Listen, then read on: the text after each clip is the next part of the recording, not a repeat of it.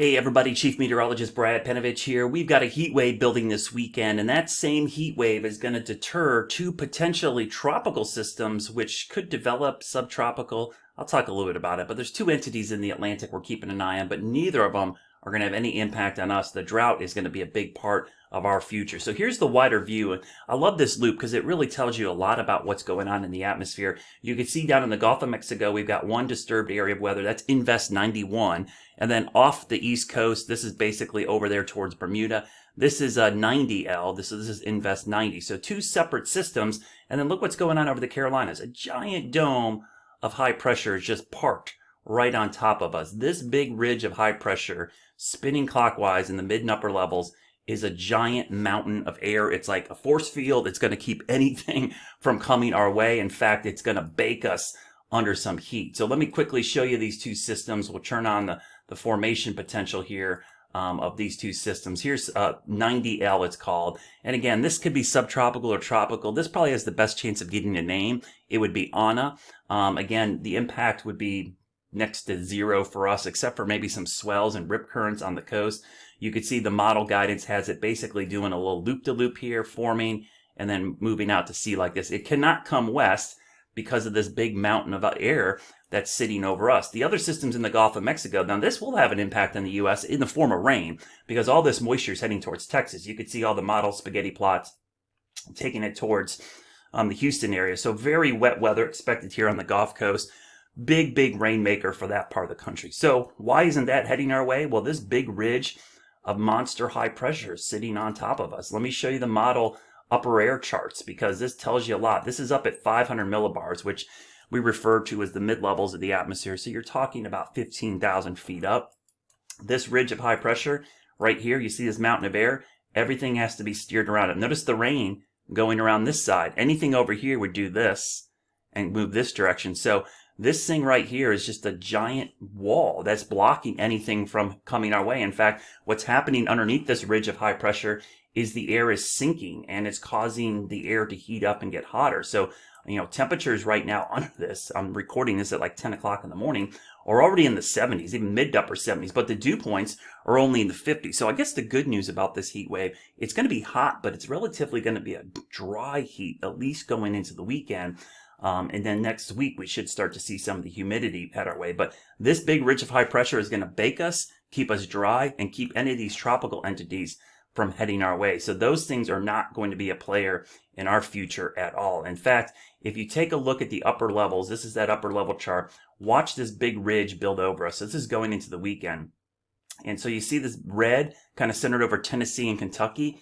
That's the ridge of high pressure. Now, you probably heard me refer to this as the omega block, because this looks like the Greek letter omega.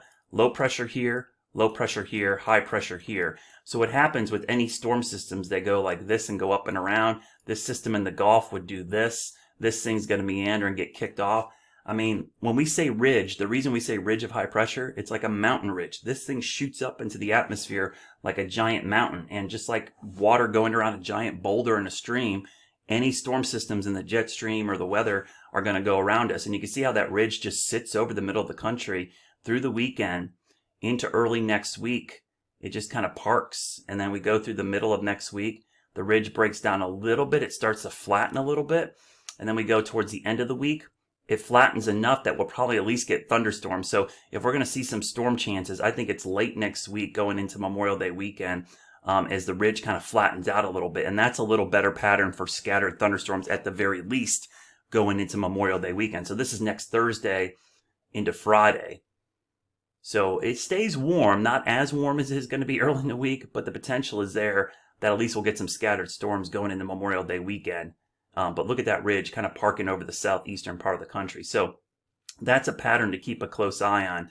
And just to show you those tropical systems, you can see this is the chance of a tropical depression forming pretty high in the Gulf of Mexico and pretty high there near Bermuda. The chance of a tropical storm forming, a little bit lower, 25% near Bermuda, near zero in the Gulf of Mexico. But you can see long range, these things kind of fall apart fairly quickly. Let's take a real quick look at some temperature guidance with this heat wave. So one of my favorite products to look at for future, temperatures is looking at the last 20 runs of some of the guidance. That's the thing about guidance. One specific run isn't always, that great, but we like to look at everything in totality. So this little matrix shows you basically a 10-day forecast with all the model runs. And so you can see today, the guidance has been fairly consistent at upper 80s. Tomorrow, fairly consistent at 90, mid 90s for Sunday, Monday, Tuesday, Wednesday. Tuesday, Wednesday looks to be the heat of this, the peak of this heat wave. You see a lot of mid and upper 90s. Now, do we actually get that hot? It's probably going to be close. To me, as dry as this air is, I would tend to think that the air is going to be able to heat up much more in the afternoon, but it will cool down quite a bit in the evenings as well. So at least you've got that potential that we're going to see some cooler weather, at least at night. Just looking at the rainfall potential here in the next 10 days. This is the problematic part about this heat wave. That's a flat line 0 until next weekend. And even next weekend, notice the amounts, quarter, half an inch. A half an inch or less in the next 10 days in the middle of a heat wave is bad news for drought conditions. So I'd love to tell you that there's some better news as far as the drought is concerned, but just looking at this 500 millibar monster ridge sitting on top of us, it is going to be a dry 7 to 10 day period. Get ready for the heat. It's the first legit heat wave of the season. Stay safe out there. Keep your pets safe as well. Make sure they're not walking on that hot pavement. Drink plenty of water. Ease into this. It's hot in the Carolinas, but the first heat wave of the season will always catch you off guard.